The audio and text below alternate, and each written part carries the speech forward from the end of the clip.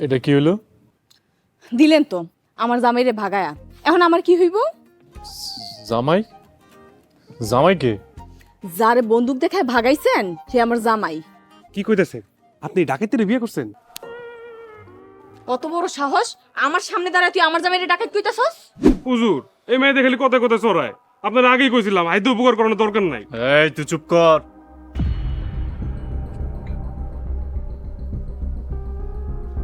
শোনেন, ঝামেলায় যখন জড়াই পড়ছেন তখন আমার লোকে আমার বাড়িতে লোন, আমার বাড়িতেই আশ্রয় নেন। কি কোন হুজুর, এই সাথে মেয়ের বাড়িতে লইবেন? আবার কথা কোস, চলেন আমার লাগে।